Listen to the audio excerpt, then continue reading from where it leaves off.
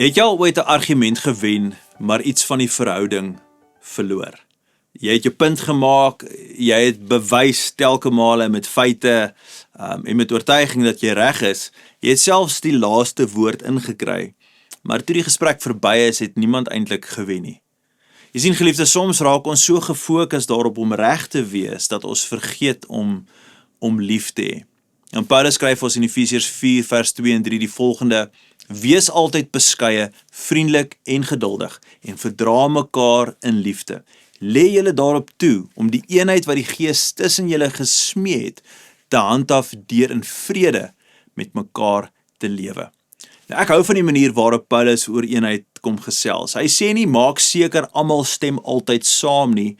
Hy praat van nederigheid, van sagmoedigheid, van geduld. Dis hierdie karaktereienskappe wat eintlik 'n Christense lewe omskryf. Hy kom praat van dat ek en jy moet leer om mekaar in liefde te verdra. Want eenheid word nie eintlik getoets wanneer ons saamstem nie. Eenheid word getoets wanneer ons eintlik verskil. En dan gebruik Paulus 'n baie sterk uitdrukking. Hy sê, lê julle daarop toe. Met ander woorde, maak moeite daarmee. Beskerm hierdie eenheidsding. Veg daarvoor, arbeid daarvoor. Maar jy sien geliefde, Bybelse eenheid gebeur nie net van self nie, want ons verskil van mekaar. Ons het verskillende persoonlikhede, ons het verskillende opinies en voorkeure en ons het verskillende agtergronde. So, soms is daar dinge waar twee goeie mense eenvoudig net nie dieselfde gaan dink nie. En dit maak nie die mense noodwendig boos nie. Nee, dit maak ons net verskillend. So Christelike liefde vra eintlik 'n ander vraag as net wie is reg.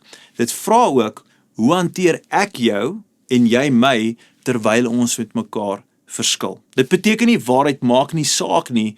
Daar is dinge waarvoor ons moet staan. Daar is dinge wat ons regtig voor moet veg, wat waar is en ander goeders daarenteen is werklik verkeerd. Daar is moeilike gesprekke wat gevoer moet word, maar ek hoef jou nie af te breek en jy hoef my nie af te breek om jou of my oortuiging te verdedig nie. Ek hoef nie die verhouding op te offer om 'n argument te wen nie. Nee, wat 'n tragedie sal dit wees as ons elke keer ons verhoudings moet prysgee as ons net verskil met iemand. Dalk is daar vandag iemand met wie jy verskil.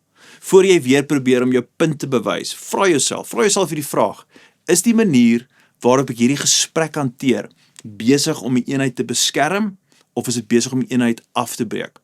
Soms is die mees Christelike ding wat jy in 'n meningsverskil kan doen, is nie om die laaste woord in te kry nie, maar om nederig genoeg te wees om te luister. Onthou, liefde hoef nie altyd saam te stem om eenheid te beskerm nie. Dit gaan alles net oor, hoe lyk ons te midde van daai konflik? Kom ons bid saam. Hemelse Vader, ek bid vandag vir u genade om ons te rig, te leer en te lei. Ek bid vir wysheid. Ek bid vir wysheid in 'n wêreld waar ons vandag so gebombardeer word met mense se gevoelens en hulle ingesteldheid en hulle opinies oor sekere dinge, en daar mag nêrens enige aanstoot uitgedeel word. Die Vader, duidelik is dit so, dat ons weet mense verskil van mekaar, en ons gaan nooit dieselfde wees nie, maar wanneer ons as Christene met ander mense te doen het, en veral met medegelowiges, is my gebed, Here, dat ons werklik stadiger sal beweeg en in die ritme van respek, liefde, geduld en sagmoedigheid sal kom.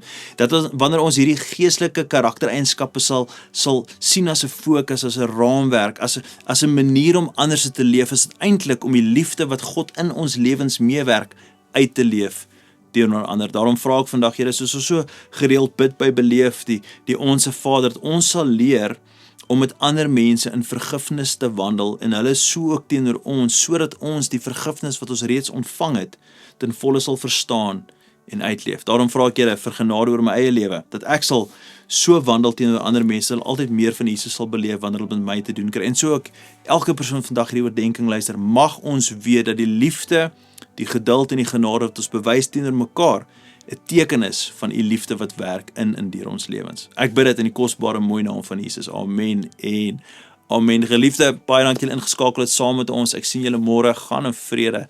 Totsiens.